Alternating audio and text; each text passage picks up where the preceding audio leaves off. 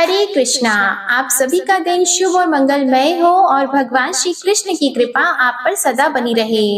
आज वैशाख मास महात्म्य का अंतिम अध्याय 30 आप सुनने जा रहे हैं। वैशाख मास महात्म्य के सभी अध्यायों को इतना प्रेम से सुनने के लिए, अपने लाइक और कमेंट्स करने के लिए आप सभी भक्तजनों का हार्दिक आभार। उम्मीद करती हूँ आने वाले ज्येष्ठ मास महात्म्य की कथाएं भी आप हमारे चैनल पर इसी तरह सुनते रहेंगे। जिन भक्तों ने भी हमारे चैनल को सब्सक्राइब नहीं किया है अभी तक, तो आप चैनल को सब्सक्राइब कर लें और बेल आइकन जरूर प्रेस करें, जिससे कि हमारे चैनल पर आने वाली हर वीडियो की नोटिफिकेशन आपको समय से मिलती रहे। आज वैशाख पूर्णिमा है और वैशाख पूर्णिमा की कथा और श्री सत्यनारायण भगवान की कथा भी आज हमारे चैनल पर अपलोडेड है।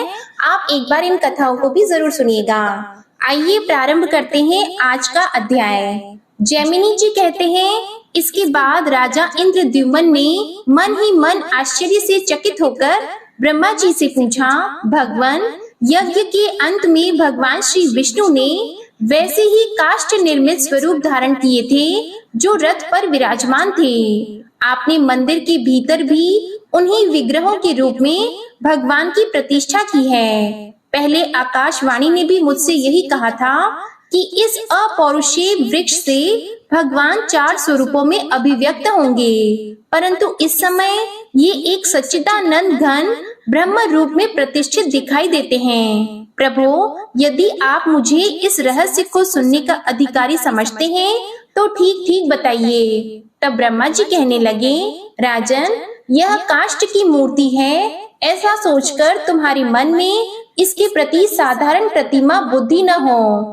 वास्तव में यह पर ब्रह्मा का स्वरूप है। जो विदारण करे या दान दे उसको दारू कहते हैं। पर ब्रह्मा परमात्मा स्वभाव से ही सब दुखों का विदारण और अखंड आनंद का दान करते हैं, इसलिए उनका नाम दारू है। इस प्रकार चारों वेदों के अनुसार भगवान श्री हरि दारूमय हैं। वे जगत के सृष्टा हैं, इसलिए उन्होंने अपने को भी दारूमय स्वरूप में प्रकट कर लिया। शब्द ब्रह्मा और पर ब्रह्मा में कोई भेद नहीं है।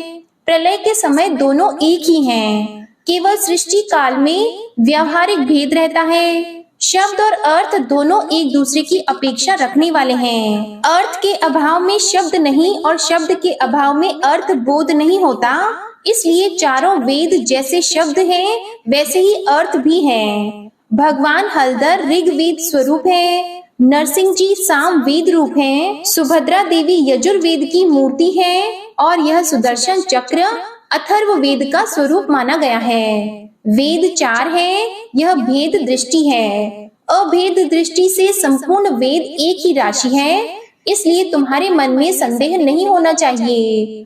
एक ही सर्वव्यापी भगवान अनेक रूपों में व्यक्त होते हैं। अन्य अवतारों में भी वे इसी न्याय से बर्ताव करते हैं। राजन, इस प्रकार मैंने तुमसे भगवान जगन्नाथ जी के भेद और अभेद दोनों ही बताए हैं। जिससे तुम्हारे मन को संतोष हो, उसी दृष्टि से भक्ति पूर्वक भगवान की आराधना करो। भगवान सर्व रूपमय हैं और सर्व मंत्रमय हैं। जो जिस प्रकार उनकी आराधना करता है, उसे वे उसी प्रकार फल देते हैं। इसी महिमा से भगवान विष्णु यहाँ प्रकट हुए हैं। जिसका जितना विश्वास है उसे उतनी सिद्धि प्राप्त होती है। तुम शुद्ध मन से मन, वाणी और क्रिया द्वारा यहाँ दारू विग्रह अर्थात काष्ठमय स्वरूप धारण करने वाले भगवान गोविंद की आराधना करो और इस मंत्र राज के द्वारा श्री हरि की पूजा किया करो। इस मंत्र से बढ़कर दूसरा कोई मंत्र नहीं हुआ है और ना ही होगा। इससे पूजित होने पर भगवान विष्णु तत्काल प्रसन्न होते हैं तथा भक्त वत्सल भगवान अपना परम धाम देते हैं। राजन, मैं तुमसे एक तत्व की बात कहता हूँ, ध्यान देकर सुनो। समुद्र के तट पर वट वृक्ष के मूल के समीप नीलाचल पर्वत के शिखर पर निवास करने वाले जो काष्ठमयी मूर्ति के व्याज से साक्षात अमृतमयी पर ब्रह्मा है, उनका दर्शन करके मनुष्य निश्चय ही मोक्ष को प्राप्त होता है। ब्रह्मा जी ने लोक शिक्षा के लिए राजा से यह सब कहकर पहले प्रकाश में आए हुए भगवान विष्णु के चतुर्विध स्वरूप को प्रकट किया। रथ से उतारते समय जो 4 मूर्तियां देखी गई हैं, अब वे ही सिंहासन के ऊपर विराजमान हो गईं। यह सब लोगों ने प्रत्यक्ष देखा। इसके बाद ब्रह्मा जी ने 12 मंत्र से बलभद्र जी की, पुरुष सूक्त से भगवान नारायण की, देवी सूक्त से सुभद्रा जी की तथा 12 मंत्र ओम नमो भगवते वासुदेव से सुदर्शन चक्र की पूजा की। उसके बाद राजा पर अनुग्रह करने के लिए उन्होंने भगवान से इस प्रकार निवेदन किया। ब्रह्मा जी बोले, भगवान, भक्तों पर अनुग्रह करने वाले देव देवेश्वर इंद्रद्युम्न दीर्घ काल से आपकी भक्ति करते आ रहे हैं और अब इन्हें आपका दर्शन हुआ है। भगवान, यद्यपि आपका दर्शन सायुज्य मुक्ति का कारण है, तो भी ये भक्ति योग के द्वारा आपकी पूजा करने की ही अभिलाषा रखते हैं। इसलिए इन्हें आज्ञा दीजिए जिससे ये भक्ति योग के द्वारा देश काल उचित व्रत आदि तथा भांति भांति के उपचारों से आपकी पूजा करते रहें। ब्रह्मा जी के द्वारा इस प्रकार निवेदन करने पर काष्ठमय शरीर धारण किए होने पर भी भगवान ने मुस्कुराते हुए गंभीर वाणी में कहा, इंद्रद्युम्न, मैं तुम्हारी भक्ति और निष्काम कर्मों से बहुत ही प्रसन्न हूँ। मुझ में तुम्हारी स्थिर भक्ति हो। करोड़ों का धन लगाकर जो तुमने मेरा मंदिर बनवाया है, इसके भंग हो जाने पर भी मैं इस स्थान का परित्याग नहीं करूँगा। कालांतर में भी जो कोई दूसरा पुरुष यहाँ मंदिर बनवाएगा, तुम्हारे प्रेम से उसमें भी मेरी स्थिति रहेगी। मंदिर भंग होने पर भी मैं इस स्थान का कभी त्याग नहीं करूँगा। जब तक ब्रह्मा जी का दूसरा परार्ध पूरा होगा, तब तक इस काष्ठमय विग्रह से ही मैं यहाँ निवास करूँगा। सत्य युग के प्रथम ज्येष्ठ में यज्ञ का प्रारंभ हुआ और ज्येष्ठ की अमावस्या को मैंने अवतार लिया है। वही मेरा पवित्र जन्मदिन है। उस दिन महास्नान की विधि से प्रत्यर्चा में अधिवास पूर्वक मुझे स्नान कराना चाहिए। ऐसा करने से मैं कोटि जन्मों में उपार्जित पाप राशि का विनाश कर डालूंगा। उस दिन मेरा दर्शन करने वालों को संपूर्ण तीर्थों, यज्ञों और दानों का फल प्राप्त होगा। वट वृक्ष के उत्तर एक सर्व तीर्थमय कूप है, उसे खोदकर प्रकाश में लाओ। ज्येष्ठ मास की अमावस्या को प्रातः काल मुझको, बलभद्र जी को और सुभद्रा को उस कूप के जल से स्नान कराकर मनुष्य मेरे लोक को प्राप्त कर लेगा। आषाढ़ मास के शुक्ल द्वितीया तिथि को यदि पुष्य नक्षत्र से युक्त हो तो वह इस तीर्थ में मोक्षदायिनी मानी गई है। नक्षत्र के अभाव में भी मेरी प्रसन्नता के लिए उस तिथि को यात्रा करनी चाहिए। आषाढ़ शुक्ल पक्ष की पुष्य नक्षत्र युक्त द्वितीया तिथि को मुझको, बलभद्र जी को, सुभद्रा को रथ पर बिठाकर महान उत्सव के लिए बहुत से ब्राह्मणों को तृप्त करके गुंडी चाम मंडप नामक स्थान को ले जाना चाहिए, जहाँ पहले मैं प्रकट हुआ था। सहस्त्र अश्वमेध यज्ञ की महावेदी उस समय वही थी। उससे बढ़कर पवित्र स्थान इस पृथ्वी पर दूसरा नहीं है।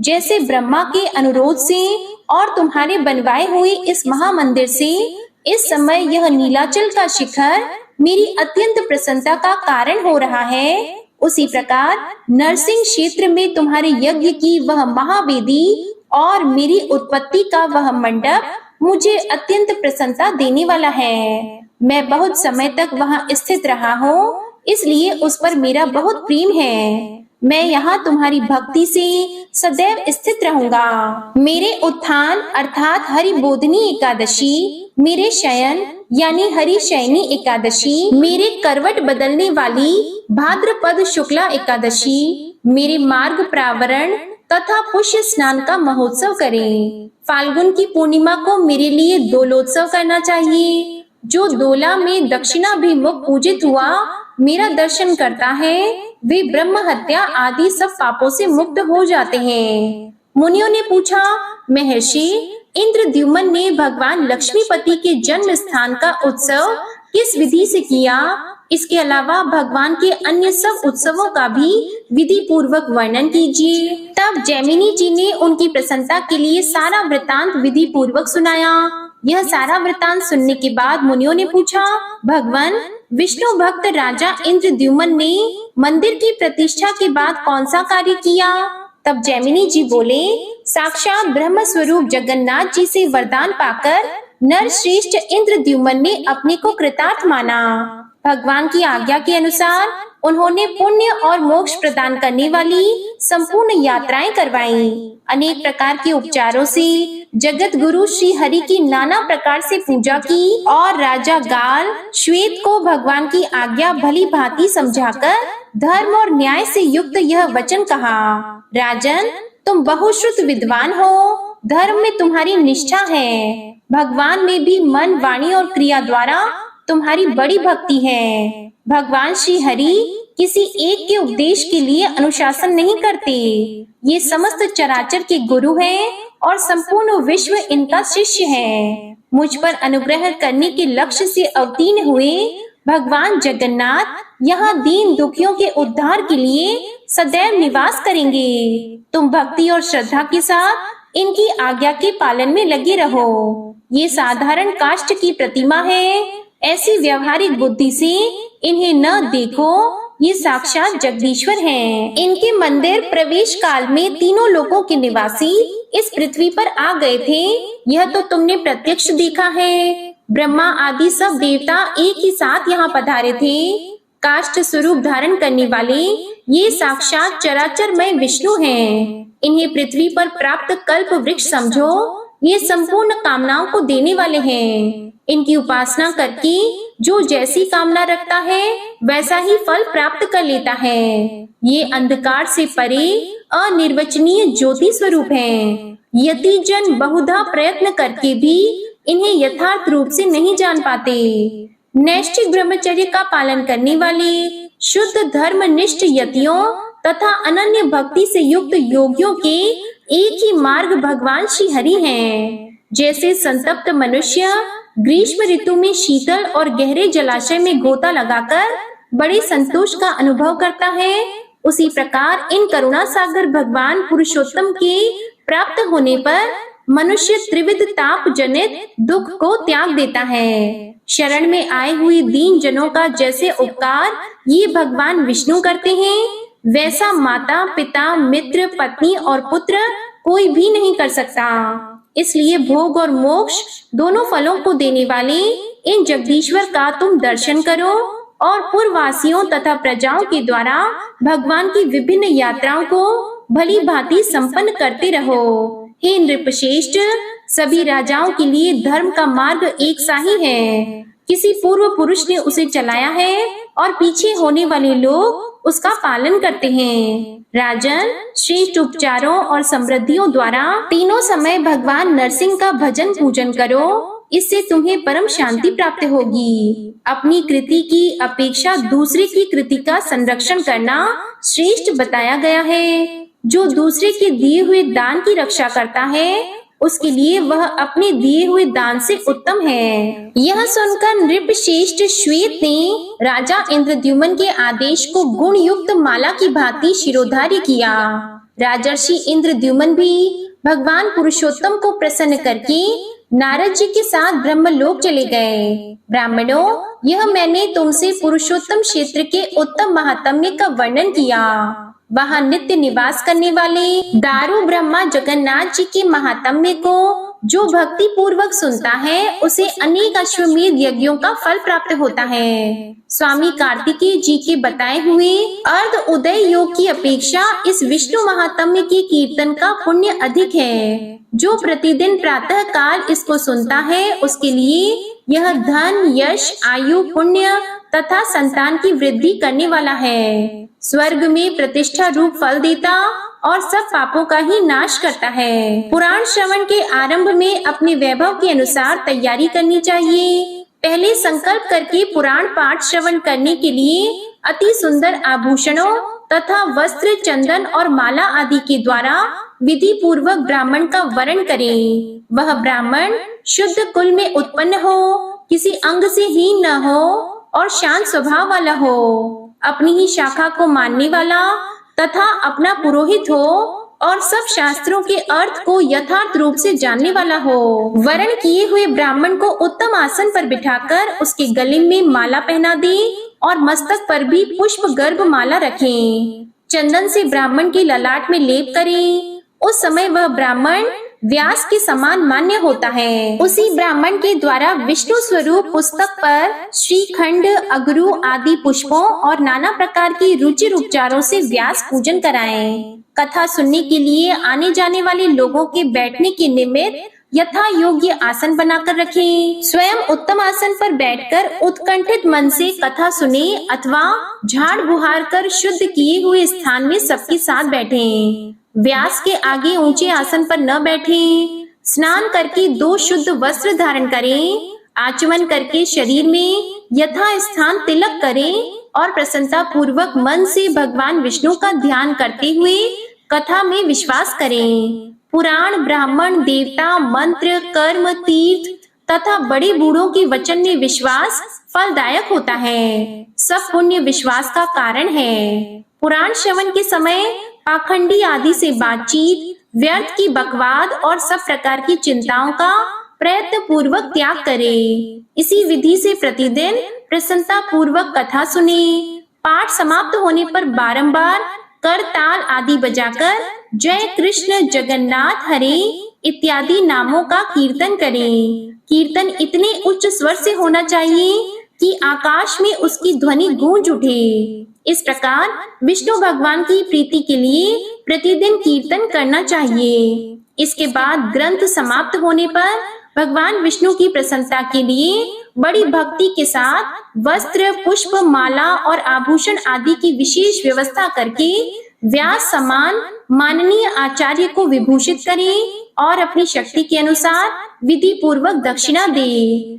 दक्षिणा ऐसी देनी चाहिए जिससे आचार्य को संतोष हो जाए। शांति कर्म, पौष्टिक कर्म, व्रत बंध, विवाह आदि कर्म, मोक्ष साधक कर्म, पुराण श्रवण, यज्ञ आदि का अनुष्ठान, दान और अनेक प्रकार के व्रत, ये यदि दक्षिणाहीन हो तो निष्फल हो जाते हैं। इसलिए यथाशक्ति तैयार कराए हुए अन्न से ब्राह्मणों को भोजन कराएं। मुनिवरों, इस प्रकार तुम लोगों से पुराण श्रवण की यह सांगोपांग विधि बताई गई। मुनि बोले, अहो, हमारा महान सौभाग्य है कि पाप राशि का विनाश करने वाला यह पुराण श्रवण का फल हमने आपके मुखारविंद से सुना।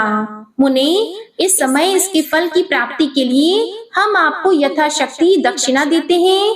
इसे आप प्रसन्नता पूर्वक ग्रहण करें। यह कहकर उन अकिंचन मुनियों ने समिधा, कुशा, पुष्प, फल और अक्षत आदि जैमिनी जी को देकर बड़े हर्ष के साथ पुरुषोत्तम क्षेत्र को प्रस्थान किया। जय श्री कृष्णा। आज वैशाख मास महात्म्य का अंतिम अध्याय समाप्त हुआ। अब आप सुनिए विष्णु चालीसा का पाठ। विष्णु सुनिए विनय सेवक की चित लाए, कीरत कुछ वर्णन करो दीजिए ज्ञान बताए। नमो विष्णु भगवान खरारी, कष्ट नशावन अखिल बिहारी। प्रबल जगत में शक्ति तुम्हारी, त्रिभुवन फैल रही उजियारी। सुंदर रूप मनोहर सूरत, सरल स्वभाव मोहनी मूरत। तन पर पीतांबर अति सोहत, बैजंती माला मन मोहत। शंख चक्र कर गदा विराजे, देखत दैत्य असुर दल भाजे। सत्य धर्म मद लोभन गाजे, काम क्रोध मद लोभन छाजे। संत भक्त सज्जन मन रंजन, दनुज असुर दुष्टन दल गंजन। सुख उपजाए कष्ट सब भंजन, दोष मिटाय करत जन सज्जन। पाप काट भव सिंधु उतारण, कष्ट नाश कर भक्त उबारण। करत अनेक रूप प्रभु धारण, केवल आप भक्ति के कारण। धरणी धेनु बन तुम ही पुकारा, तब तुम रूप राम का धारा। भार उतार असुर दल मारा, रावण आदिक को संहारा। आप वराह रूप बनाया, हिरण्याक्ष को मार गिराया। धर्मस्य तन सिंधु बनाया, 14 रत्नन को निकलाया। अमिलख असुरन द्वंद मचाया, रूप मोहिनी आप दिखाया। देवों को अमृत पान कराया, असुरन को छवि से बहलाया। कूर्म रूप धर सिंधु मझाया, मंदराचल गिरि तुरत उठाया। शंकर का तुम फंद छुड़ाया, भस्मासुर को रूप दिखाया। वेदन को जब असुर डुबाया, कर प्रबंध उन्हें ढूंढवाया। मोहित बन कर खल ही नचाया, उस ही कर से भस्म कराया। असुर जलंधर अति बलदाई, शंकर से उनकी न लड़ाई। हार पार शिव सकल बनाई, कीन सती से छल खल जाई। सुमिरन कीन तुम्हें शिव रानी, बतलाई सब विपत कहानी। तब तुम बने मुनीश्वर ज्ञानी, वृंदा की सब सुरति भुलानी। देख 3 धनुज शैतानी, वृंदा आए तुम्हें लपटानी। हो स्पर्श धर्म क्षति मानी, हना असुर उर शिव शैतानी। तुमने ध्रुव प्रहलाद उबारे, हिरणाकुश आदिक खल मारे। गणिका और अजामिल तारे, बहुत भक्त भव सिंधु उतारे। हरहु सकल संताप हमारे, कृपा करहु हरि सिरजनहारे। देखहु मैं निज दर्श तुम्हारे, दीप बंधु भक्तन हितकारे। चाहता आपका सेवक दर्शन, करहु दया अपनी मधुसूदन। जानो नहीं योग्य जब पूजन, होय यज्ञ स्तुति अनुमोदन। शील दया संतोष सुलक्षण, विदित नहीं व्रत बोध विलक्षण। करहु आपका किस विधि पूजन, कुमति विलोक होत दुख भीषण। करहु प्रणाम कौन विधि सुमिरन, कौन भांति मैं करहु समर्पण। सुर मुनि करत सदा सेवकाई, हर्षित रहत परम गति पाई। दीन दुखिन पर सदा सहाई, निज जन जान लेव अपनाई। पाप दोष संताप नशाओ, भव बंधन से मुक्त कराओ। सुत संपत्ति दे सुख उपजाओ, निज चरणन का दास बनाओ। निगम सदा ये विनय सुनावे, पढ़े सुने सो जन सुख पावे। श्री विष्णु चालीसा समाप्त होती है। प्रेम से बोलिए भगवान विष्णु और माता लक्ष्मी की जय। आपको आज की कथा पसंद आए तो वीडियो को लाइक करिएगा, शेयर करिएगा, कमेंट में भगवान श्री लक्ष्मी नारायण जी की जय लिखिएगा और चैनल को भी सब्सक्राइब करिएगा। इसी के साथ आज आप हमारे चैनल पर पूर्णिमा की व्रत कथा और श्री सत्यनारायण भगवान की व्रत कथा भी जरूर सुनिएगा। प्रेम से बोलिए श्री हरि विष्णु जी की जय।